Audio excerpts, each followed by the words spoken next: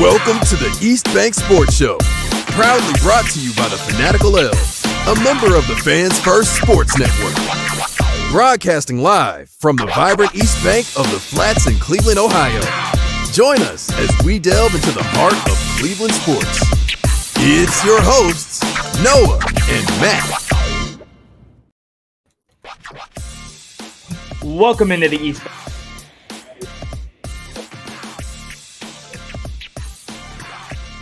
Up $9 whole. So I am very happy with my experience. Today, however, we have us a little treat. We're doing 3 people on the regular edition of the East Bank Sports Show. So, of course, I got my boy Matt down below. But Erik, welcome into a regular edition of the East Bank Sports Show. Thanks for having me, guys. Looking forward to it. Yeah, me too. I got a good list of topics that I think we all curated over this last 2 weeks of, me being gone and not doing any writing, not doing any sports talk on the Fanatical Elves Network. Again, shout out to everyone over there, Jarrell, John, everybody over there just doing great content. Make sure to give them a check out as well. Matt, you're looking good with that jersey down there, man. I think we should talk about it, right? I think we should go right into it and just talk. What are your thoughts on the Guardians' new City Connect uniforms? Matt, I'll let you start since you wore it on the stream already. I love them. I'm super happy with them. I remember when we were talking about them, right when they got announced we were getting them, and we were throwing a lot of different ideas out there. I mean, I didn't expect this, but I like it. I like it a lot. Yeah, and Erik, you can jump in here too. I'm a fan as well. I really wanted to see them do something kind of major league-esque, and I kind of got that with the stripes on the side. Wrote an article today about the new jerseys as well, so make sure you guys go check that out on fansfirstsports.com. Erik, go ahead. 10 out of 10. They nailed it. I mean, they hit it out of the park, pun intended. It has the mix of modern vibes with throwback. I was so happy they didn't do something rock and roll, guitar. That was the thing that I was least looking forward to, and they didn't. And everything that they put out about it, all the promo images, I mean, it looks incredible. It looks good on you, Matt. I'm looking forward to picking one up as well. Matt, what are we thinking? What else do you got going on? I think I cut you off a little bit there. I want to let you get your thoughts in there. What else are you thinking when it comes to these jerseys? Because I have a lot of thoughts. I'm just tabling my thoughts to let you guys speak first. I mean, I was just going to say, I've always been a fan of, cleaner looking, simplistic. And I think without being super plain, these manage to be simplistic with still having a lot of, intrigue to them. And I don't know. I'm just really happy, and I can't put the words together what I'm looking for. Yeah, I'm really excited for a couple things, right? The details on this jersey to me really fit the new branding with the old branding, kind of like what Erik said. I love how the stripes have the feather wreath, the leaf wreath, I forget what those are called, design throughout the stripes. I love the column looking font on the CLE on the front and the name and number on the back. I got Stephen Kwan, by the way. I believe that is a Shane Bieber jersey you're wearing right now. Right, Matt? It is. I figure, hey, maybe you'll see the checks that he's getting from everybody buying this jersey, and he'll stay in Cleveland another year, so he'll wear it, actually. I mean, I hope Bieber stays just because of how good we're looking. I was just watching the game before we hopped on and did our call today. I kind of wanted to bring up another, more debate-esque topic to throw into the ring, though. Cleveland Barstool and Barstool Cincinnati basically put up a joint post together debating which jersey is better, us or Cincinnati's. I got into it with some Cincinnati fans in the comments, but I'm gonna table it for now. And Erik, I'm gonna let you start and kind of pick apart both uniforms. Yeah, so listen, I come on here and I'm about transparency, and sometimes I say crazy things, but the vast majority of the time I believe those things. And Cincinnati's City Connect jersey is a good look as well. I like it. The colors work. It's a little plain. Obviously, I like ours a lot more. I think the detail that went into each element of ours was a little more thought out than with Cincinnati. But I got to say, they have a clean look. That looks good too. Matt. So I'm a big fan of like all black looks, and I think any team across any major sport could pull off an all black alternate and make it look really good. And I think Cincinnati's all black does look good. But as Erik was just saying, specifically with these City Connects, it's intended to be more about the city that you're playing in and not just, oh, here's a good looking uniform. Like, think about Houston's Space City. Those uniforms are sick. Yeah. And I think ours, Cleveland did a good job with that. And, like the tags interior all are paying tribute to Cleveland a little more. I think we did a much better job in terms of the City Connect side of things. And our jersey also does look better.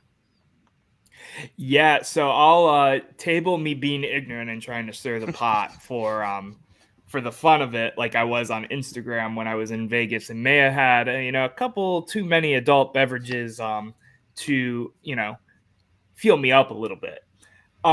I do like Cincinnati's jerseys. Do not get me wrong. I like the Cincy and the all black, kind of like Matt was saying. When you think about connecting to a city, which is literally in the name, City Connect, right? I don't think you can do a much better modern take on a jersey than what they did with this Cleveland City Connect. I mean, I think I could speak for a majority of Cleveland fans, right? When I say the striped Cleveland Indians jerseys from the Major League era, the early 90s, are probably some of the best looking uniforms that the team's worn. Yes, there's some other fantastic ones in the vault. But, when you think of that upper echelon of uniforms that Cleveland baseball has had throughout the years, I think that's one of them. So tying it back to a fan favorite of the past and bringing it all together to me, it just does it for me, man. It does it for me in another way compared to whatever, the Cincinnati jersey is. I actually like the Cincinnati uniform. I think their hat's ugly, the C that they have. I wasn't a fan of that. I don't know if you guys saw that. I love our hat, and I love that secondary logo that they came out with the Guardian holding the baseball bat. I don't know if you guys have seen anything about this, but there's a lot of fans that are saying that should just be our main logo. That's how much we like it. Do you guys have any thoughts on that? I know that's kind of a curveball. See the pun I did there? Kind of a curveball. I didn't have it on the script, but did you guys see that logo that I'm talking about? Yeah, for Erik? sure. I think it's a great looking logo, and I don't know about being our primary logo, but I would love to see it as a main secondary logo. That baseball, major league looking, minor league secondary that we currently have, I think can go. We can just completely trash that and go with the Guardian logo as our secondary. Yeah, I'm with you real quick, and Matt, I'll pass it over to you. I did mean in replacement of the Guardian, the Wing G logo, not the C. The C is the main logo. My Then bad. yeah, Go ahead. fully agree. Then replace it. Yeah, go ahead, Matt. I actually haven't seen the logo you guys are talking about, but I absolutely hate that Wing G stupid, stupid So keeping bad. words in my. It's horrible. So, I mean, anything could replace it. And I do actually want to circle back real quick to what you were saying there a second ago, Noah, about the stripes on the side kind of throwing it back to the Indians jerseys. Is I think that's exactly what they were trying to do without blatantly doing it, so that a lot of like the pastime fans can get into it because they know what they're looking at and they see the stripes and they're like, okay, I remember and I know what we're doing here. And Whereas they don't have to, fully jump into, oh, let's throw it back to the name we can't use anymore, but still kind of. Real quick, Matt, so I can show you what we got going on. This is the logo that we're talking about. Live Oh, I reaction. did see that. I do like that. I have seen that. I would be 100% fine with that being the replacement. That on the side patch for sure, I think would look really good instead of the Wing G. I don't know. That's just me. I'm a uniform junkie, so I could stay on this topic for the next 25 minutes and just keep asking you guys questions about all the little details I saw as soon as I bought that jersey. I don't want to talk about how much money I spent on that jersey after returning from Las Vegas, Nevada, but I digress. Do you guys have any other takes going into this jersey? Any other Cleveland baseball takes before we get moving on to the next topic? Well, I will say we've talked about it before, but I'm still incredibly happy with how Cleveland baseball is looking. Yeah, they're not quite at that blistering start pace. They've cooled off a little bit, which is to be expected, but they're still hitting the ball like crazy. And I think that was the biggest question mark going into the season. We kind of thought we had it locked down with pitching, obviously, before Bieber went down, which is a tough loss to swallow. But they're hitting the heck out of the baseball. Everyone top to bottom in that lineup is looking good. And that says a lot. I mean, that's where we've struggled in the last few seasons. We've never really struggled defensively. And come playoff time, we would always completely dry up against good pitching. Well, we just came back from beating the champions. We've put it to some really good teams, a good Twins team. The Central's tough this year. The fact that we're able to hit the ball like we are makes me feel really good about this season. Matt, any input? I got something if you do not. I have nothing important, so go for it. I'm going to go with the Jonathan Rodriguez call up today. Laureano got designated for assignment. Really excited to see what the young J-Rod, yes, I called him J-Rod, what the young J-Rod looks like. Obviously, he's not playing tonight, but I expect to see him, at least at the tail end of this Mets series, I would think, right? I'm really excited to see how that goes, and I'm really happy overall with Cleveland baseball, man. I went to the Friday and the Saturday game, had an absolute blast. It was the first pregame in the district, $2 beers, $1 hot dogs. It was a great weekend. Got my Jose Ramirez bobblehead. Great weekend. Before we move on, guys, I'm going to cut us to commercial break real quick. And then when we come back, we're going to talk Cavs because there's a lot going on there if you haven't read the headlines. We'll be right back in just a few seconds.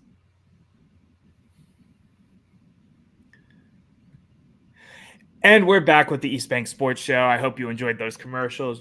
Again, courtesy of the Fans First Sport Network. Appreciate everybody who has tuned in live to watch us today. I really appreciate all the live support. We see the likes, we see the comments. It's good to know that I can take a little break and, the views are still remaining steady. So I'm very happy with that. That being said, guys, the Cleveland Cavaliers, while I was on vacation, get bounced in the playoffs.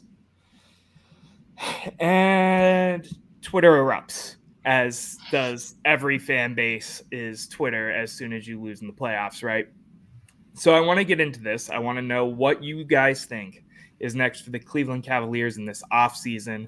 I shared a tweet. I'm going to pull it up just so I can give credit to the user real quick. Russian roulette with an X for one of the E's. It's a Cleveland Twitter account, I believe, but I really like, Cleveland Twitter account, but I really like their outlook of what could happen in this offseason for us. So I'm going to turn it over to you. You don't have to use that tweet as reference if you have some off the walls ideas. Erik, you started the last couple. Matt, you go ahead first. So I'm going to take a little bit of a weird stance compared to what you see mostly on Cleveland Twitter right now. And I think the biggest change we make is head coach. And not only the biggest change, that's the only change we really need to make. If we can get a good package for Darius Garland, absolutely. If we could get a good package for anybody else, absolutely. You need to extend Donovan Mitchell, and you need to get a new head coach. Noah, think about when we had the first couple episodes into basketball season going.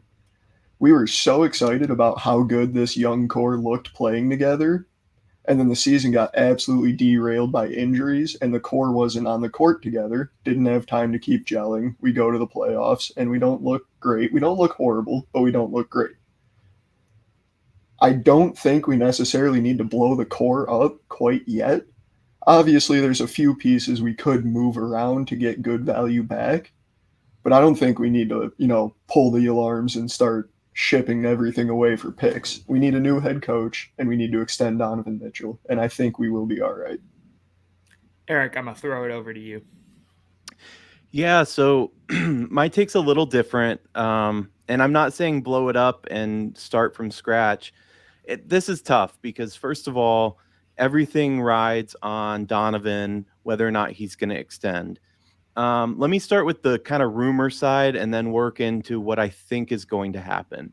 So, from the rumor side, with DG wanting out if we extend, it sounds like it feels like, and this is all through Rich Paul, it feels like LeBron is laying the pieces for a return. My gut says that's not going to happen and he's staying in LA, but it just feels like that weird, LeBron wants this and these movements, and you see it being put out through Rich Paul, and it's all rumor based right now. That said, I hate that the Cavs are once again in a situation where they're kind of waiting on Mitchell to decide what he wants to do. And I get it that the onerous is, it's not on him to figure this out. He has a year left on his contract. He may want to extend. From all signs, it looks like he likes it here. And I do think that people overreact saying that Mitchell and Garland can't play together, because for most of this season, they did very well playing together. Come playoff time, yes, them being on the court together did not result in positives, but they played a lot of games and won a lot of games when they were on the floor together. I think there's some bigger issues. I agree with what Russian Roulette said in that Mobley and Allen on the floor together doesn't work at all. And if Mobley's going to be your guy, then you do have to, and it sounds crazy, but you really do have to consider trading Allen. And I hate to say that because he's one of my favorites. He was the most improved, in my opinion, this season. He did an incredible job. But him and Mobley, if they're not going to be able to work on the floor together, and it really doesn't with our offense, I'm not sure what the point is in keeping them. You got to keep Mobley, right? I think right now Allen provides better minutes for us, but Mobley is going to grow into his future, and you can't ship him out. Step one is definitely fire JB. Yes, they had looked good throughout most of the season, but we just look so uninspired during some of these playoff games.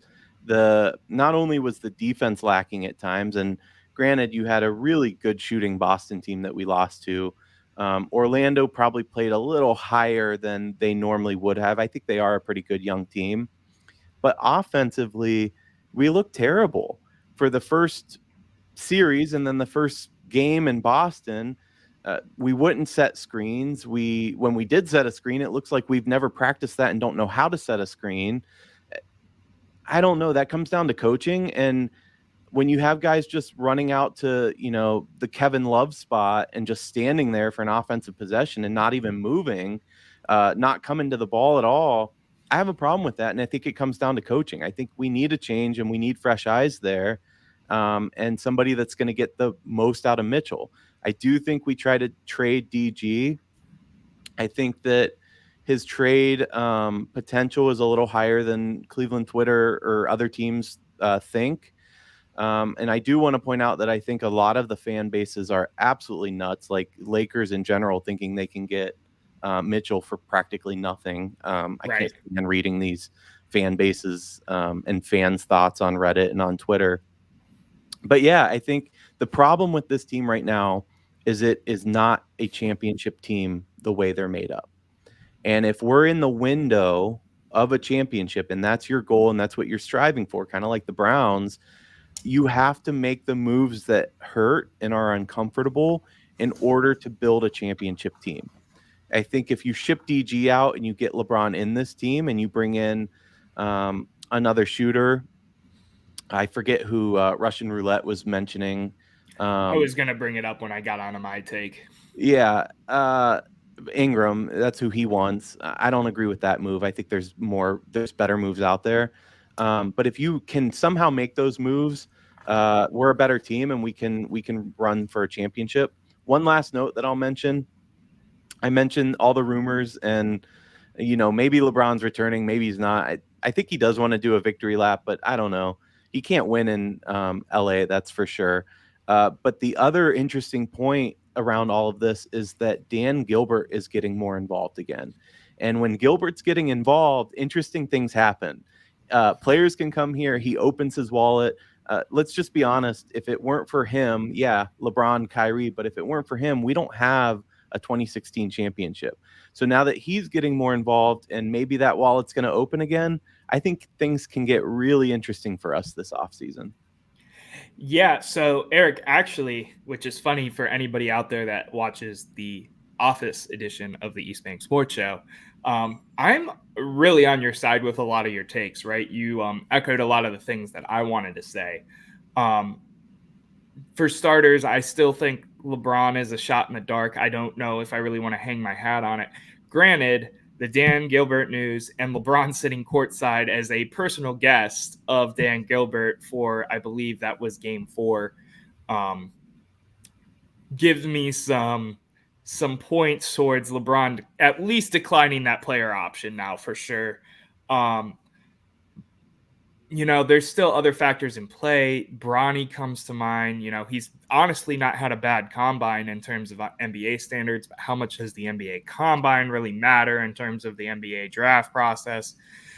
There's a lot of factors in play with that whole thing, right? The Russian roulette tweet that I kind of mentioned, and I want to let everybody know if you are watching this, post and you're, on YouTube or you're on Apple or you're on Spotify, I linked the tweet below so you can kind of read his writing. I don't want to steal his idea. His step goes, fire JB, extend Donovan Mitchell. We all agree on that.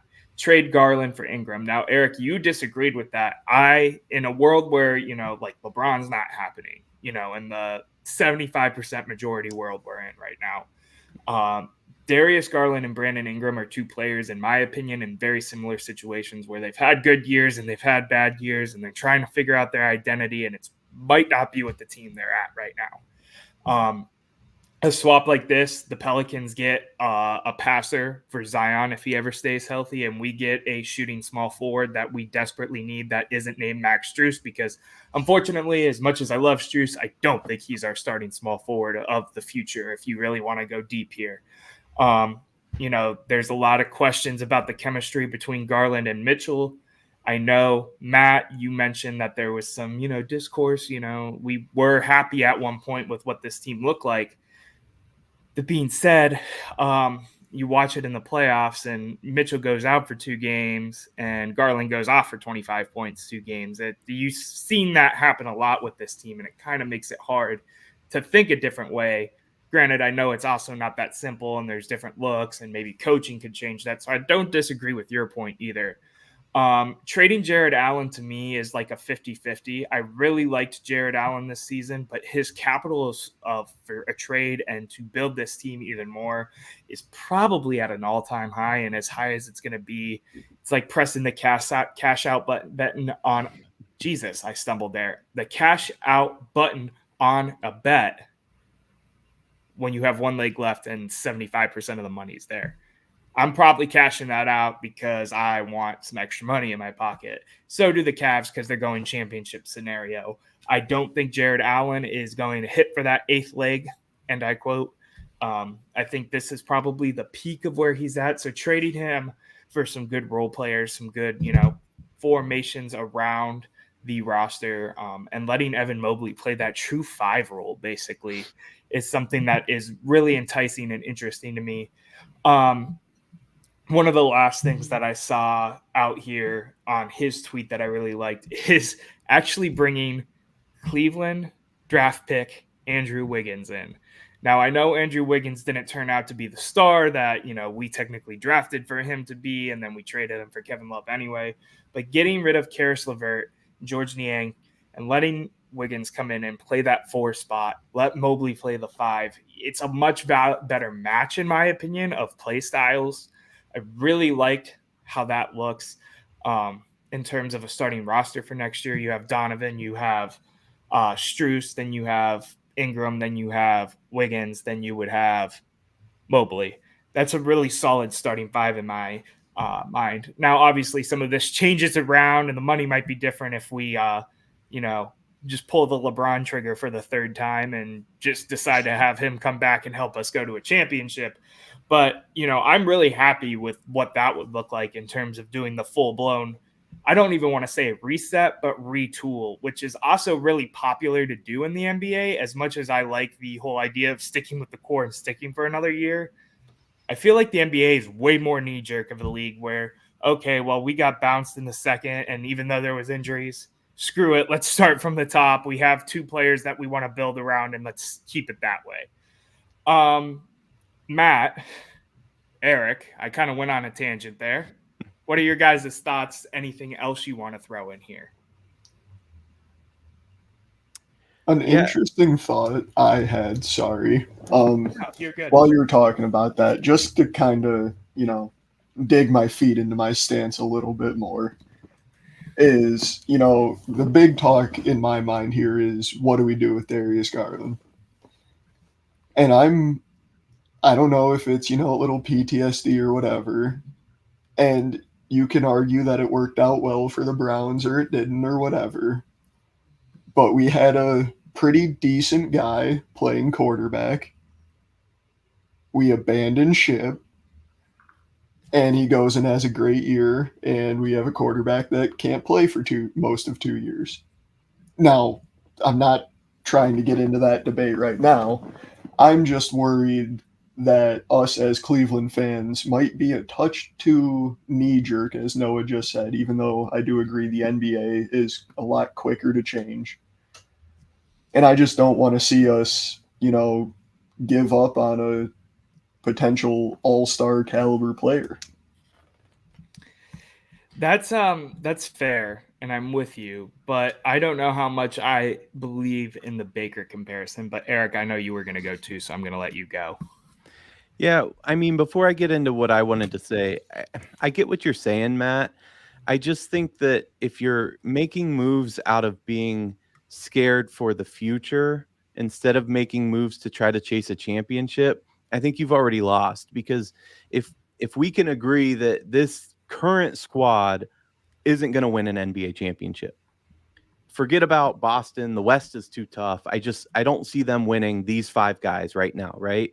And if you think that, then I think you do everything that you can to put that team in place. That said, one of the things that I was going to say is that it does worry me a little. It's so twofold. It worries me a little that you just completely throw the team chemistry out of whack. If we recall that LeBron team when he was here the second time and we brought in Dwayne Wade and Derrick Rose and, every, I guess, washed up star that's ever been in the NBA, that didn't work out too well. Wasn't even Russell Westbrook here for a spell. None of that worked out very well for us.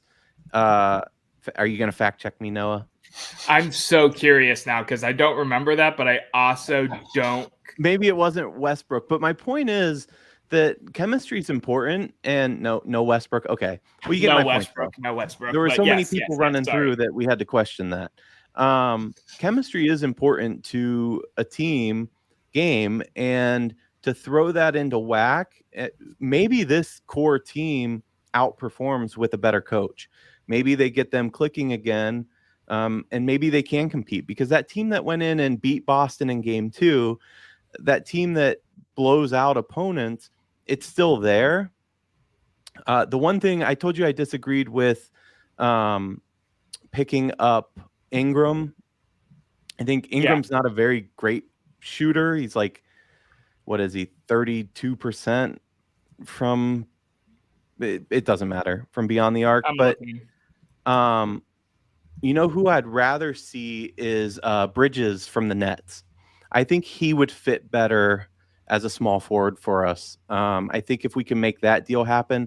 I also thought the one thing I disagreed with Russian Roulette's takes is that I didn't think we were getting enough for Garland. I think Garland, he might not be the generational player that we pegged him to be, but he's still a very good player. And people keep saying he's on a max. He's not on a max. He's on a rookie max, but he's not on a true max deal. I just think that some of the scenarios that they have thrown out for him Like I saw Lakers fans saying they wouldn't give up Austin Reeves for Darius Garland, and I think they're just delusional. So I'd like to see getting more out of that trade if we could. He's not the type of guy that's going to put our back to the wall, as in I'm not going to play if you don't trade me. And I think both sides need to keep in mind that we may be stuck with one another, and we should do everything we can to make it work and keep that relationship happy as well. But yeah, I think we have to chase everyone we can, starting with number 23, because he makes us a contender, and this is home. And I'll say one more thing that you mentioned him sitting courtside, Noah. Savannah looked pissed. And I don't know if it's like I don't want to be here, you're making me come back to Cleveland look. I'm just throwing it out there. But she did not look happy that night.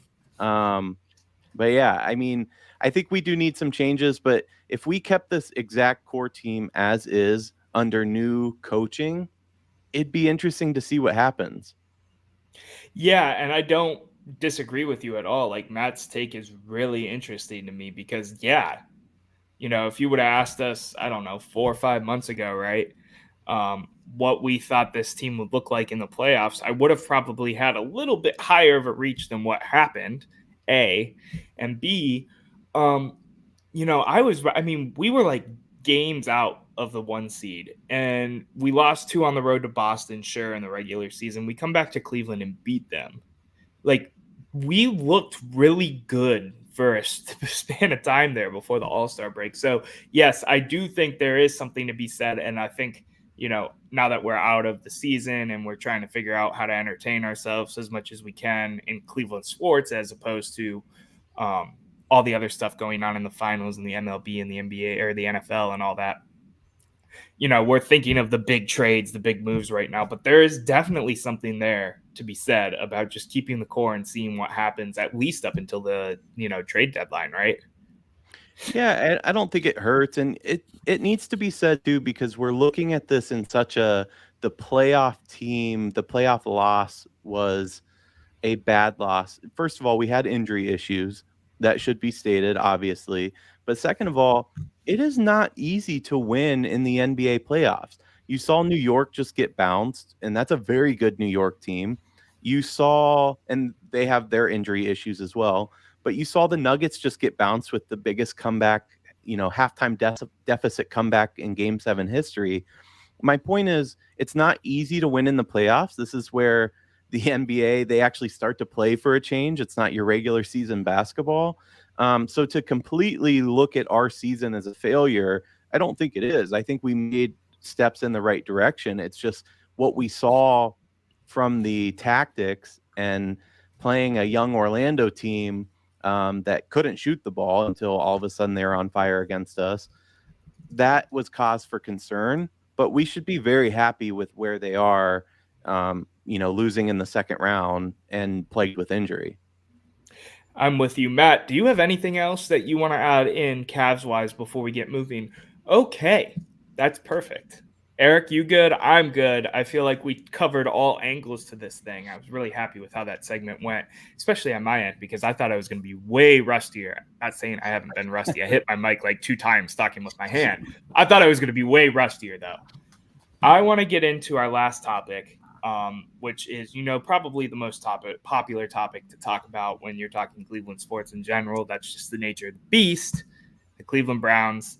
We had a schedule come out, Deshaun Watson's tattoo. I want to keep this quicker takes. Typically we keep our show kind of at 30 minutes here. We bring Erik on, and of course we go over 30 minutes like that. It's just what he's known for.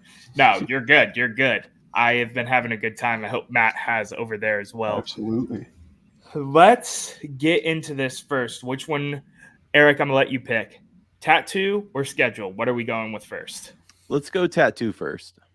All right. So real quick, for those who get to watch with video, I know some of this is going to be just audio only. So I'm just going to put the tattoo up on the screen for those watching with video so they can see what it looks like real quick. I'm assuming most of you have anyway, but we're up in the production a little bit. Deshaun Watson had this awesome back piece done. But the most important thing for those looking on the screen, look underneath the NFL logo. There is a ring without any faces on it yet. And I kind of want to hear Matt and Erik's take. and then I'll give my own. Erik, I let you pick. Matt, you go first. It's bold. It's real bold. I'm willing and happy to be known as a Deshaun Watson hater. And going above and past that, doing that before you've won a Super, like, I don't know. It's just bold and a little early for me in my mind. But hey, I like where his mind's at, and I like what he wants. I just think that move is a little funny. Like, I don't know how else to put it. It's just like, what are we really doing here? Like, I get what you're getting at. If that's what and I'm assuming it's obviously intended to be a Super Bowl ring. It's just win one and then get it put on you. Erik? Yeah, so I had the opposite take, actually. You want bold. I'm going to go on record as saying this is the greatest thing Deshaun Watson has done on or off the field, period. I love that he's betting on himself. I'm always a fan of a guy that bets on himself. He's telling us that my goal, the level, is Super Bowl. That's it. This is a guy that, let's remember, he took all that money that's guaranteed. He could sit out for the rest of his career. The guy doesn't need to compete, and he's putting on himself in permanent ink that it's Super Bowl or bust. I love it. I love the confidence. I wish I had seen like maybe a Browns helmet on the ring, but beyond that, I like it. I like it a lot. Yeah, Erik, again, it's almost like we bring Matt in and we end up teaming up for some reason, but This is weird. I don't like it. I'm with you 100%. I love the confidence. It's what you want to see out of a star player that you're paying $230 million guaranteed. It's bold. It is bold, Matt. It's 100% bold, and I'm here for it. I love it. Be bold. Be confident. We need the swagger back in the quarterback room. You were talking about Baker Mayfield. One of the biggest things Baker Mayfield had when he was here was the swagger. And, regardless of everything going on with Deshaun Watson, it's been very up and down. I feel like you can tell it in his face, the confidence, the getting back to that demeanor of being the star quarterback that he was prior to 2020, 2021, all the allegations, lawsuits, all of that. He needs to get back to that mindset. And if this tattoo, and real quick, for those who don't know, I'm a big tattoo junkie. This tattoo, first of all, looks amazing. Second of all, if it's what is needed in his mind to keep getting that focus back to where he can be and should be and pray to God will be for us this season, next season, forever how long as he is the Browns quarterback, I am all here for it and then some. I will say real quick that I hope the focus comes with it, though, because it does feel a little bit like those Steelers TikTok midfield videos. I want Deshaun in the freaking on the practice field throwing the football and doing everything he can to get a win. And I think he will be. I hope he will be. What's the old saying, like all chat, no chew? I hope it's not that. He's got to back it up. I mean, he's already got a target on his back. Now he's really got to back it up. I'm with you. Matt, anything else on the tattoo before we go into schedule breakdowns? All right, let's go into schedule breakdowns then. Go ahead. What were you going to say? My bad. No, I said I think let's keep it moving. Let's keep it pushing then. Brown's schedule came out, just for those who haven't heard, and I don't know if you've been living under a rock and you're listening to a Cleveland sports podcast. We have the toughest strength of schedule preseason-wise out of all the teams in the NFL.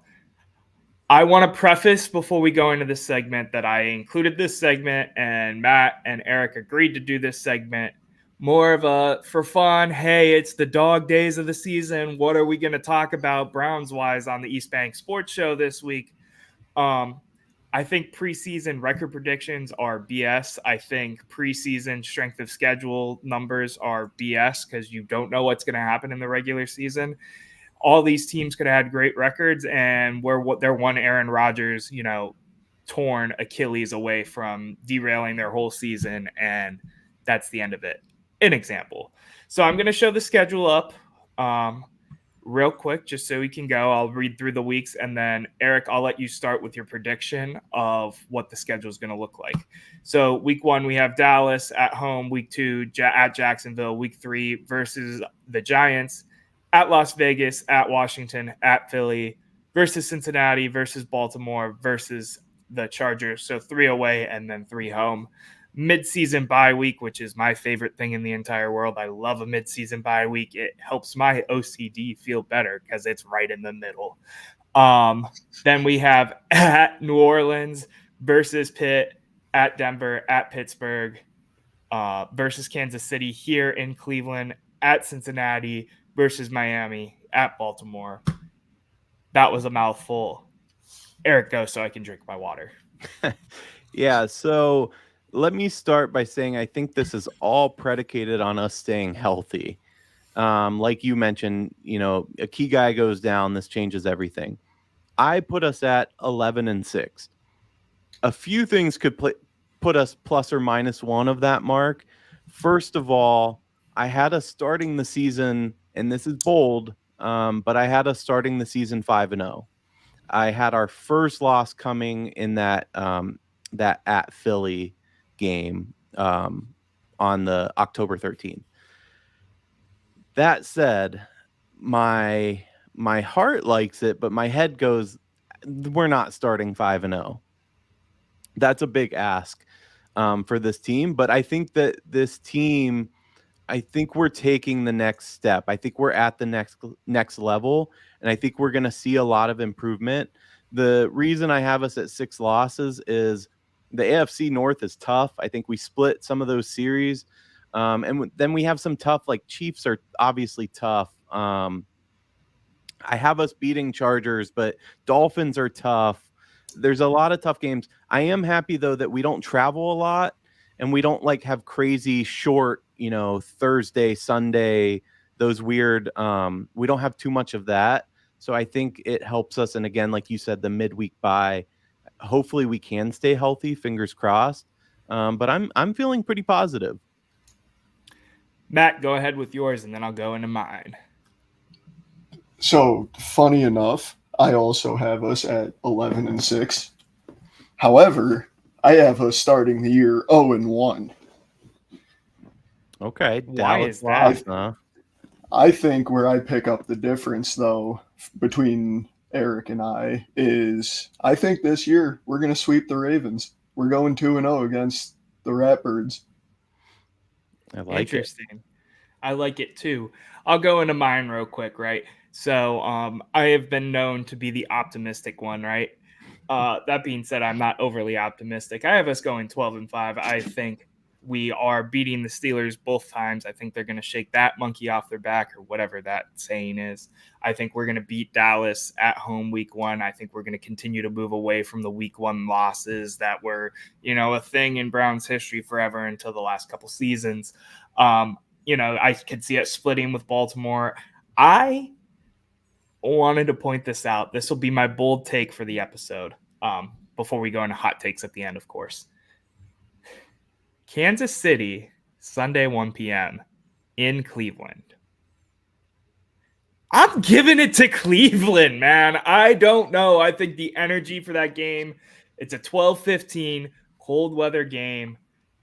I have a weird feeling that's going to be one of those marquee wins. If we're going to be in that echelon of Super Bowl contender that we are aiming for, that's the name you got to beat. And it's kind of been, at least in our mind, I think, a rivalry and another monkey on our back, chip on our shoulder ever since we were this close in the divisional round in 2020. So to be able to knock that off in the regular season, and go into the playoffs feeling good, beating some of the better teams in the AFC. I could see us losing one in those first 5s. I could see the 5-0. I could see us dropping a random one to, even Las Vegas, for example. I feel like every team's due for one of those ones that don't make sense in the first 5. It's very rare that you see that a team just start hot out of the gate and stay hot. I don't know. I am not super scared of this schedule. The Chargers don't scare me. Miami was up and down last year. Kansas City was probably obviously the toughest team. Philly got really cold for a while, as much as I loved Jalen Hurts for a good portion of the season. There's a lot of things I could see with this team, going back and forth and, having a fight. That being said, all of these predictions, again, do, depend if we're all healthy and Nick Chubb comes back in a meaningful amount of time and blah. Any other questions? Any other comments? Any other thoughts? It's an interesting, where people are positioned in the schedule, because I think it's tough. Like, week 15 is when we play Kansas City. That's when they're starting to turn it on. They play a little lax throughout the year, and then they go, oh shit, playoffs are coming. We got to turn it up. That's when they turn it up. And then the same thing could be said about Philly, because that's week 6. They kind of do the opposite. They cruise early, and then they start to fall off as injuries pile up, etc. So it could be really interesting. This is, like you said, way too early. I have no idea what's going to happen. I could tell you we're probably not going to go 0-17, and we're probably not going to go 17-0. But beyond that, I think anything's kind of fair game. I'm with you, Matt. You were about to say something. I was just going to mention, you brought up Nick Chubb there. I saw a video, I think, yesterday of him getting a good jog in. Looked like he was moving pretty well. And then I forget where I saw him, but I saw, NFL rumor mills throwing out that he was telling people close to him in his camp he thinks he's ready week 1. Wow. So I saw that as well. I also saw that Deshaun Watson was throwing 100% already with the throwing shoulder injury. So that's good to see. Granted, it's not with pads and edge rushers running at you, but to have full velocity in the arm, and it is only May, is always good to see, and good in terms of going back to where he was, hopefully, 2020. Final thoughts and takes. Let's get into it real quick. Let's keep it spicy, short, simple. Little to no reaction just in case, but who knows? Erik, I'll let you start. All right, so my hot take for this week, and I'll tie it to Cleveland. Week 1 against Dallas is Tom Brady's broadcasting debut. So my hot take is that a lot of people talk about what would have happened had Tom Brady been drafted by a different team. Obviously, Drew Bledsoe goes down, everything lined up for him to be the star that we know. I think had he been drafted by almost any other team, I'm not saying any other team, but almost any other team, he would not be the star that we know.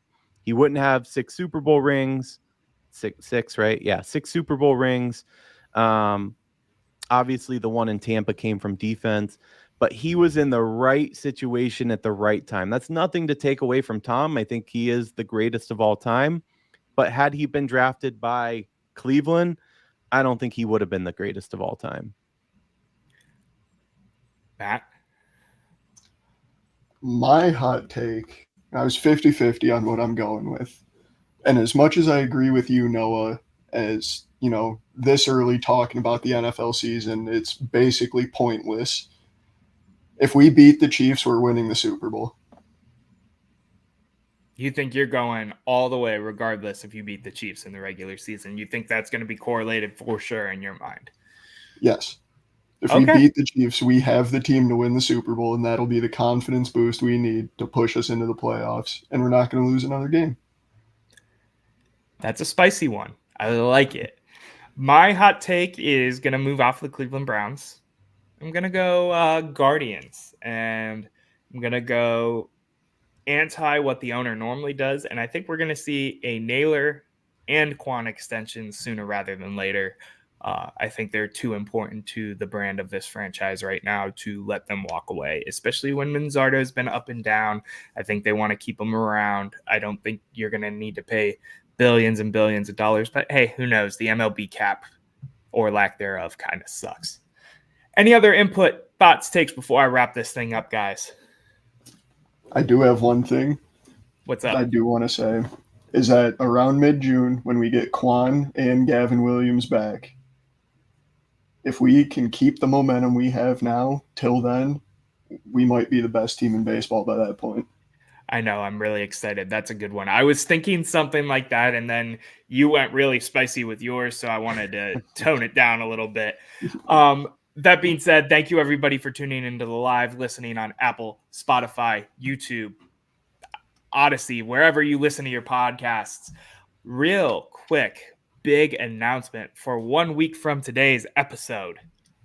We have a special guest coming on, and I think we're going to wrangle all the troops. We're going to try to get everybody in terms of the East Bank Sports Show brand on here to hang out with Yvette LeBoy from Bougie Sports.